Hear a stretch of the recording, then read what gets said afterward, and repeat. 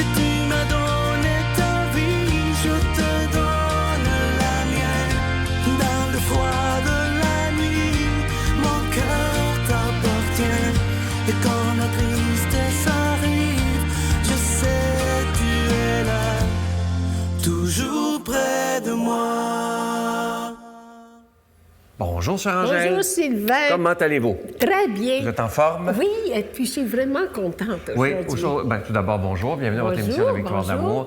Aujourd'hui, c'est vraiment la demande générale. C'est l'année dernière, je Oui, pense, qu'on a l'année passé. dernière. En novembre, je me souviens bien.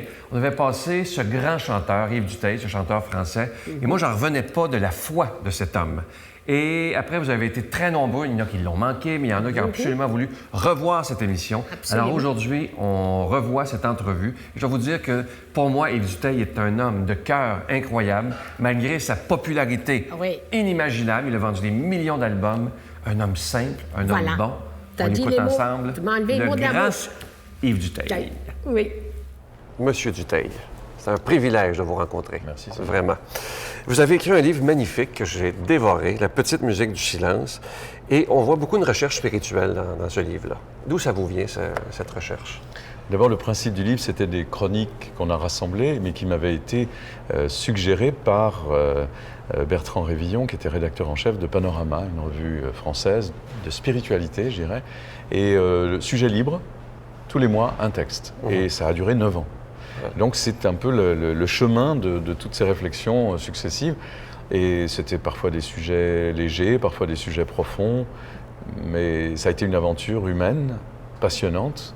Et au bout du compte, on a eu envie de rassembler toutes ces chroniques dans un livre. Voilà l'origine de cette petite musique, de ce silence qui était bruissant d'idées. Et votre quête spirituelle, est-ce que c'est depuis que vous êtes tout jeune, ça, cette recherche de Dieu? Là?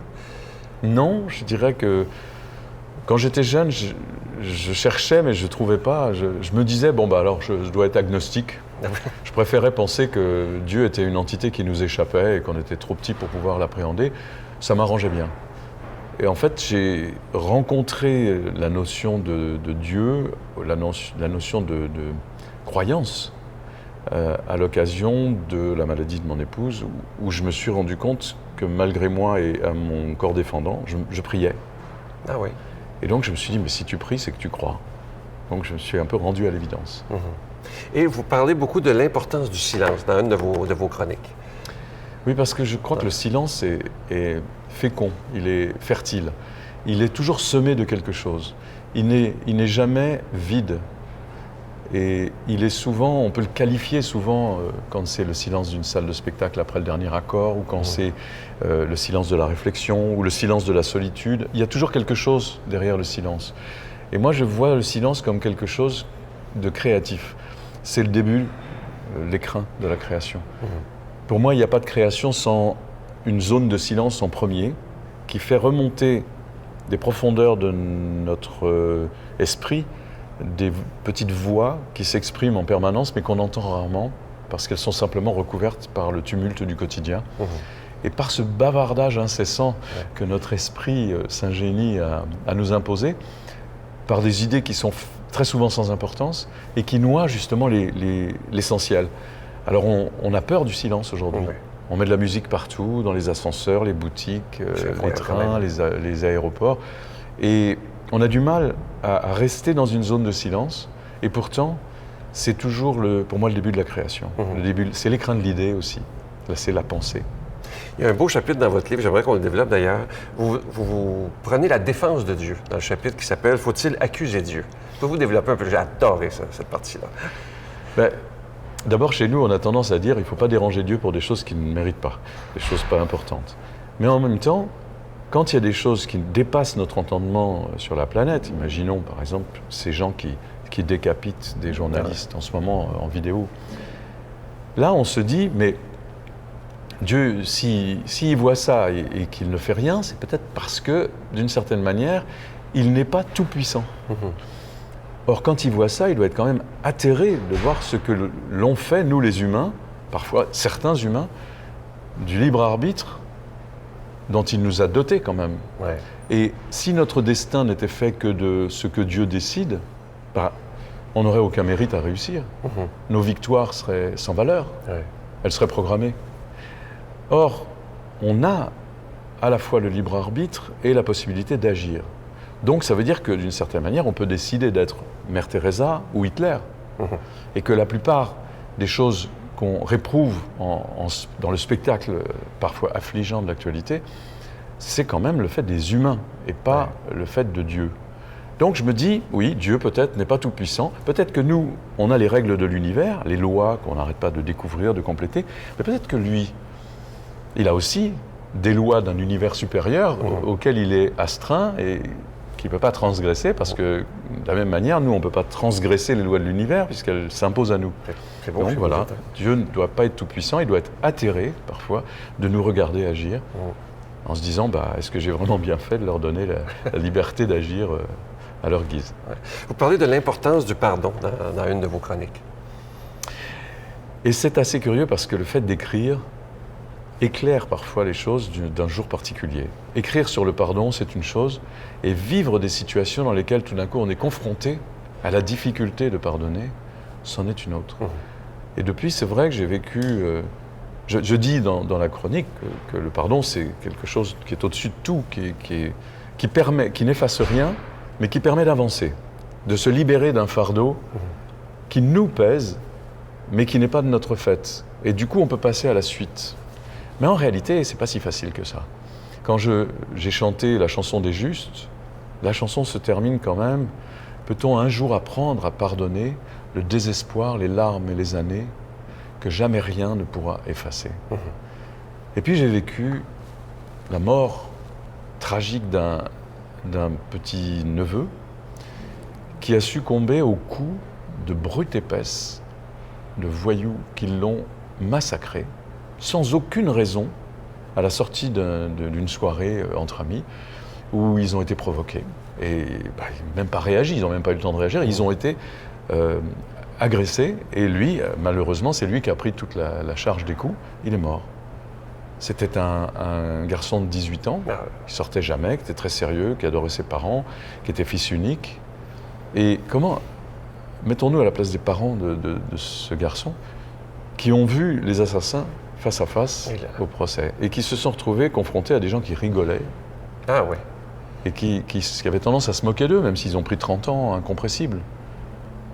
Comment on peut arriver à dépasser la douleur, le chagrin, le désir de revanche, de vengeance, et pardonner?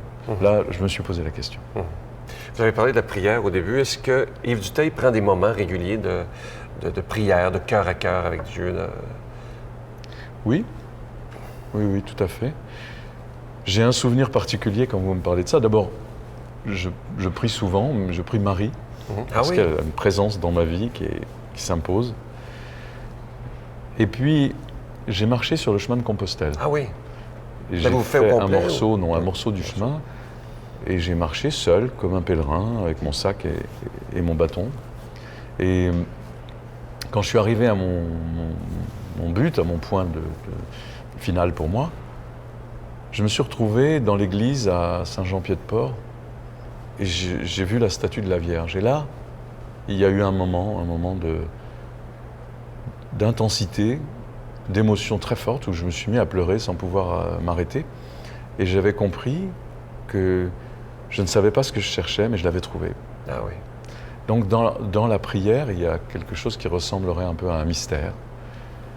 Je ne suis pas sûr qu'il soit absolument indispensable de l'éclaircir, parce que la vie est quand même semée de mystères, notre vie est semée de mystères qui ne sont pas à notre portée, mais qu'on ne peut que constater parce que la part de ce que l'on sait est infiniment plus petite que la part de ce à quoi on est amené à croire. Parce que l'univers est immense et que la prière fait appel à des forces qui nous dépassent, mais qui sont présentes, qu'on ne peut pas contester. Quand on prie pour quelque chose, quand on souhaite quelque chose, ça s'inscrit comme une volonté dans l'univers. Et à partir de là, on dirait que l'univers conspire à réaliser notre rêve, notre prière. Quel est, vous qui êtes poète, quel est votre regard sur la société actuelle, où tout va vite, où on a tous nos iPhones, nos téléphones et tout ça? Elle a du bon et du mauvais.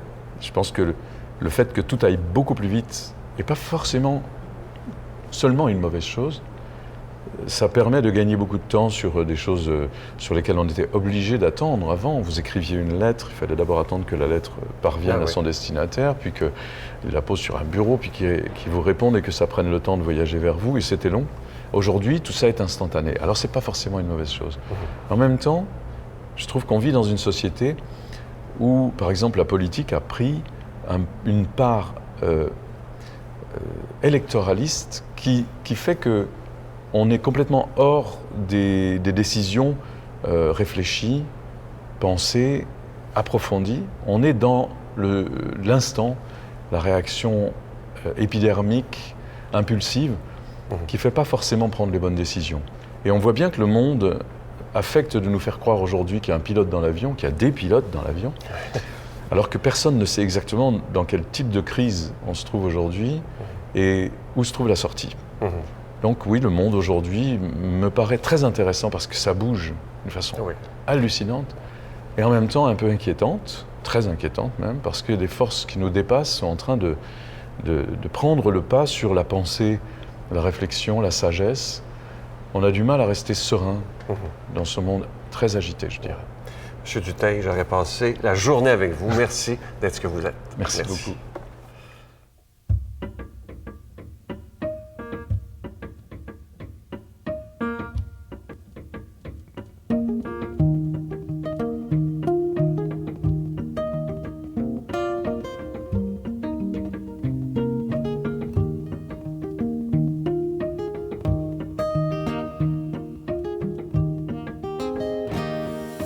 Prendre un enfant par la main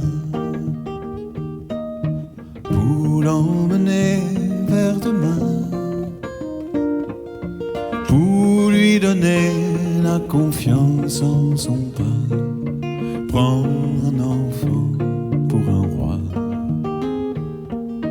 prendre un enfant dans ses bras.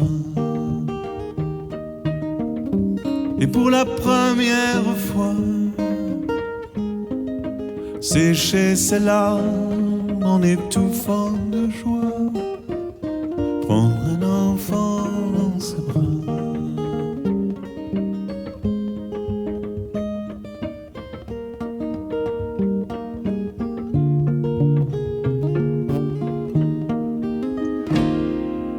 Prendre un enfant par le cœur pour soulager ses malheurs, tout doucement, sans parler, sans pudeur. Prendre un enfant sur son cœur, prendre un enfant dans ses bras, et pour la première fois, verser des larmes en étouffant sa joie. Prendre un enfant contre soi.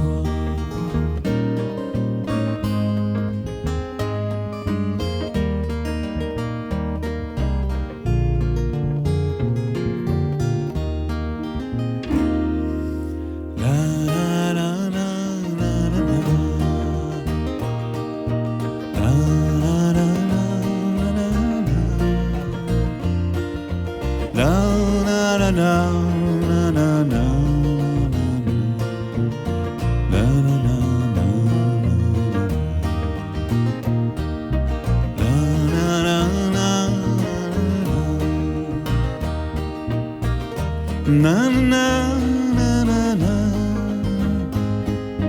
la la la la la la la,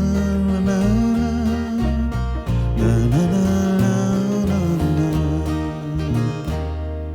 Prendre un enfant par la main et lui chanter des refrains pour qu'il s'endorme à la tombée du jour. Prendre un enfant par l'amour, prendre un enfant comme il vient et consoler ses chagrins, vivre sa vie des années, puis soudain prendre un enfant par regardant tout au bout du chemin, prendre un enfant pour le sien.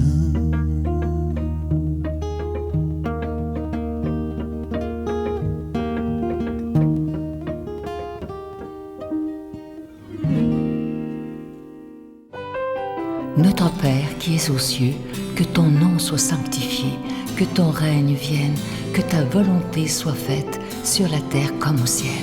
Donne-nous aujourd'hui notre pain de ce jour. Pardonne-nous nos offenses comme nous pardonnons à ceux qui nous ont offensés.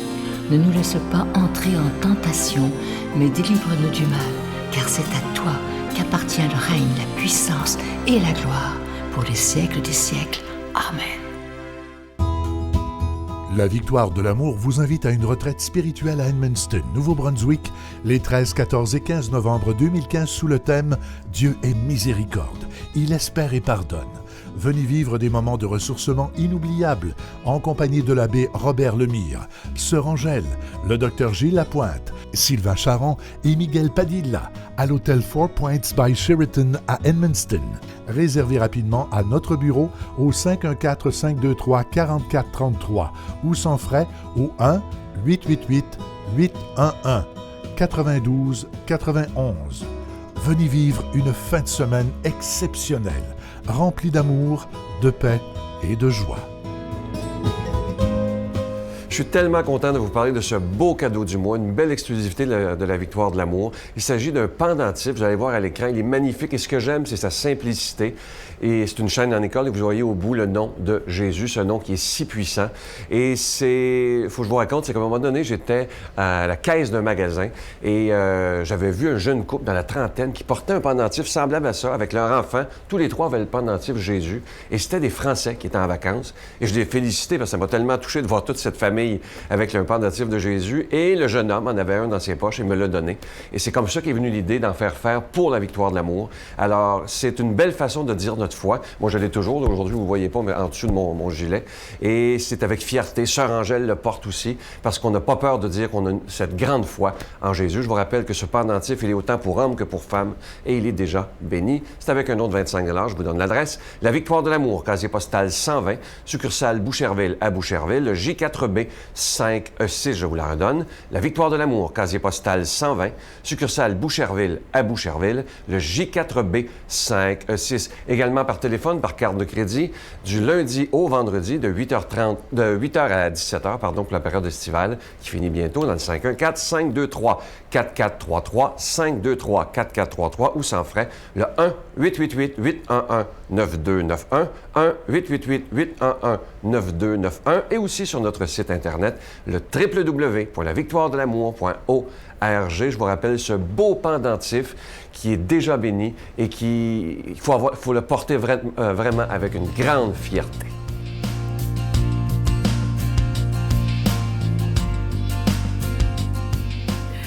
Bonne fête, Antoine! C'est le 30 août, c'est ta fête! Je vais te le dire. Mais nous sommes rendus 22e dimanche ordinaire. Prier de façon machinale, alors que notre cœur et notre esprit sont ailleurs. Est-ce que c'est vraiment prier? Prier, c'est une rencontre avec Dieu, un dialogue où nous devons nous inviter et investir entièrement. Serons-nous de ces personnes qui récitent des prières sans être vraiment présentes en notre prière? Serait-elle sincère et inspirée par le cœur? Est-ce que prier, il faut être distrait? Est-ce que prier, il faut vraiment être uni avec le cœur du Christ? Souvent, on prie, blablabla, bla, bla, bla, puis des fois, le cœur n'est pas atteint. Alors, prions, mettons-nous dans un coin silencieux avec vous. Mon Dieu, donnez-moi la sérénité d'accepter les choses que je ne peux changer, le courage de changer les choses que je peux et la sagesse d'en connaître la différence. Amen.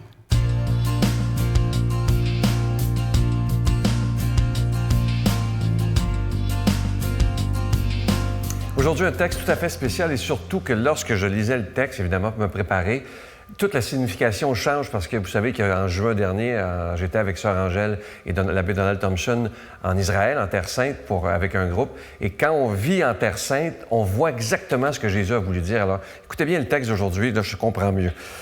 Les pharisiens et quelques scribes étaient venus de Jérusalem. Ils se réunissent autour de Jésus et voient quelques-uns de ses disciples prendre le repas avec des mains impures, c'est-à-dire non lavées.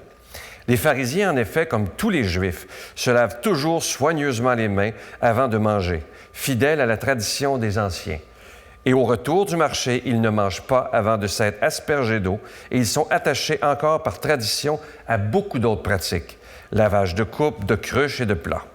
Alors les pharisiens et les scribes demandent à Jésus, « Pourquoi tes disciples ne suivent-ils pas la tradition des anciens? » Ils prennent leur repas sans s'être lavé les mains. Et Jésus leur répond, « Isaïe a fait une bonne prophétie sur vous, hypocrites, dans ce passage de l'Écriture. Ce peuple m'honore des lèvres, mais son cœur est si loin de moi. Il est inutile le culte qu'ils me rendent. Les doctrines qu'ils enseignent ne sont que des préceptes humains.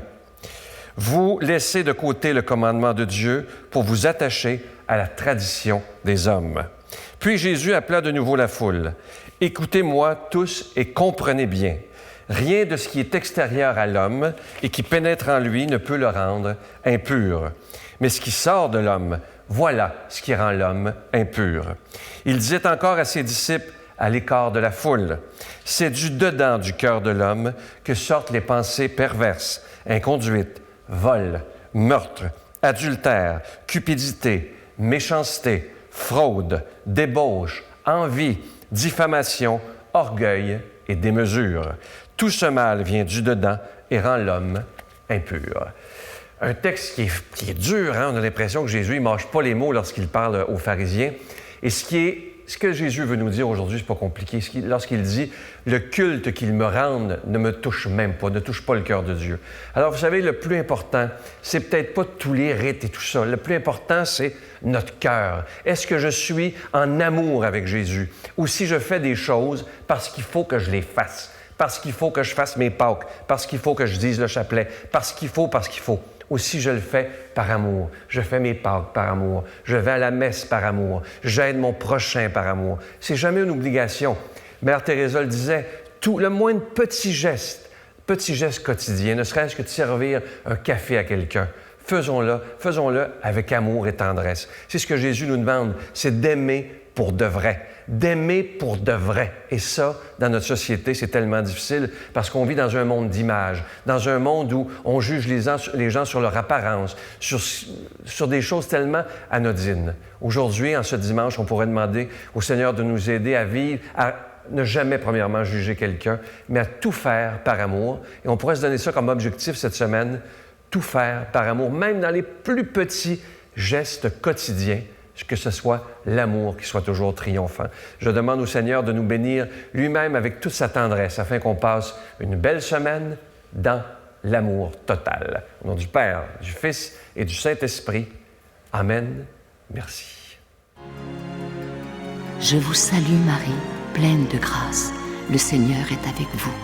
Vous êtes bénie entre toutes les femmes, et Jésus, le fruit de vos entrailles, est béni.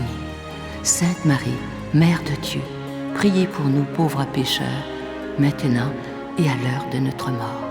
Amen.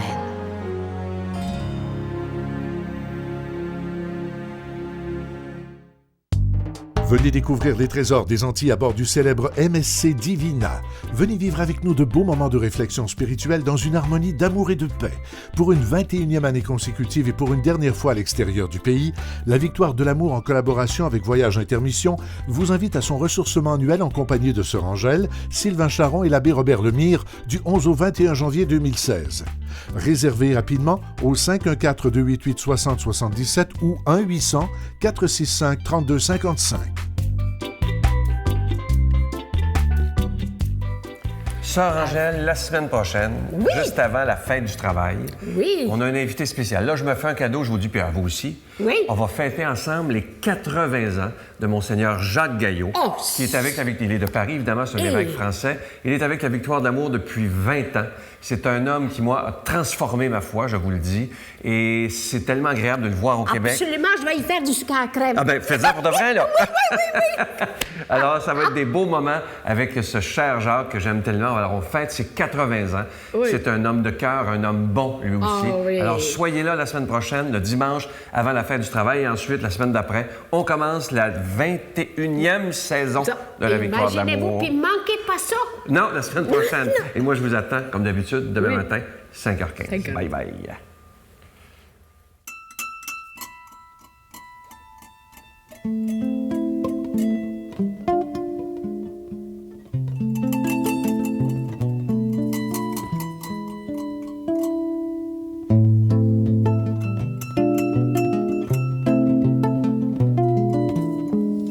Assis près du grand saule au milieu du jardin, comme à tes premiers jours penchés sur ton couffin. Quand je berçais tes rêves à la tombée du soir, j'essaie d'imaginer le cours de ton histoire, les lignes de ta main.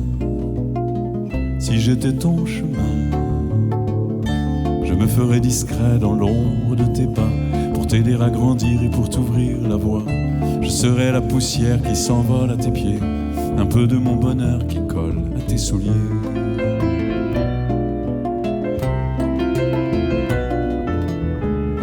Je t'aimerais au point de te lâcher la main, pour que tu sois le seul à choisir ton destin, à dessiner ta route en puisant au hasard les raisons d'espérer et la force d'y croire. Si j'étais ton chemin, si j'étais ton chemin, je construirais des ponts, des tunnels, des ouvrages, j'ouvrirais des sentiers partout sur ton passage, pour que tu puisses aussi t'écarter quelquefois les pistes balisées qu'on a tracées pour toi.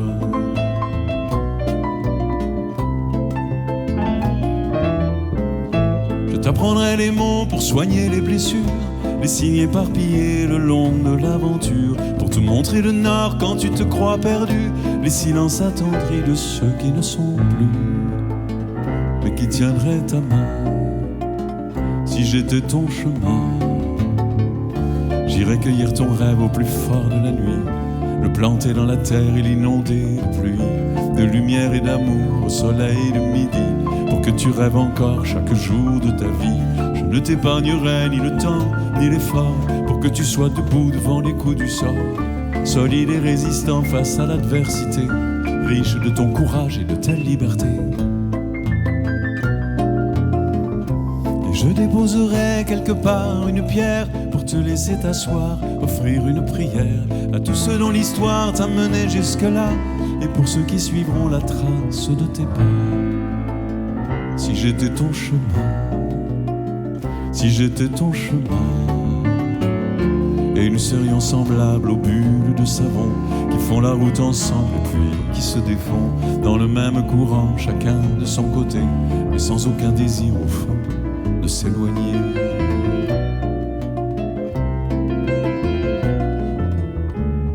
Puis je m'effacerai comme un sentier se perd, en refaisant parfois le chemin à l'envers. J'aurai le sentiment d'avoir rempli mon rôle, et je m'endormirai à l'ombre du grand ciel, où je berçais sans fin le début de ta vie, au-delà des bonheurs partagés en commun. Saurais-je alors enfin si j'étais ton chemin?